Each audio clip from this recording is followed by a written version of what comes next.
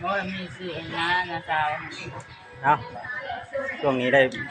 บรรยากาศดีกินข้าวกับผู้สาวสวนกล้วยเฮาจักจักเพิ่นได้หยังมาสู่กินแล้วก็กำลังสิเบิ่งเด้อพี่น้องเด้อเพิ่นเอาเพิ่นเอาอาหารมาสู่กินมีหยังแล้วเพิ่นจับโอ้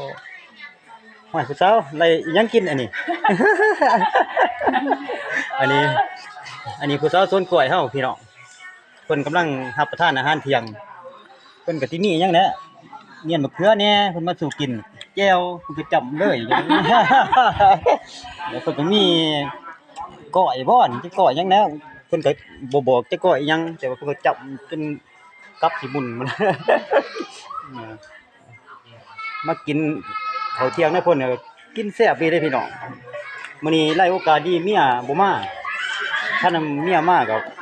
ยากหั้นนะ เบิ่งเด้อพี่น้องเด้อผู้สาวสวนกล้วยเฮาครับเพิ่นเอาประทานอาหารเที่ยง มันเมียไปอยู่ ตอนเมียบ่อยู่มันก็ลอยๆจังหน่อยลอยมากินข้าวนำเพิ่น บ่ นี่ ทัน นะ เมื่อบ่ เลยเมียมาเสียตู ฮะ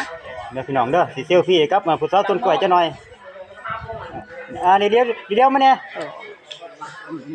ให้พี่น้องเนี่ยโอเคโอ้โย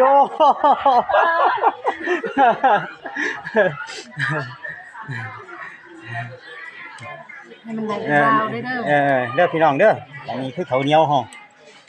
ก้อยซีน เอาลงกินแล้วได้ผู้บ่าวได้ เมียนมะเขือแล้วก็เพิ่นก็มีของหวานเด้อเด็กน้อยๆ ฝากบอกค่ะว่าโสด เพิ่นมีของหวานเด้อพี่น้องเด้อนี่ขนมท้องเกาะอันนี้ของหวานเพิ่นหลังจากเพิ่นรับประทานอาหารเดี๋ยวเพิ่นก็สั่นของหวานไปเลยโยโย่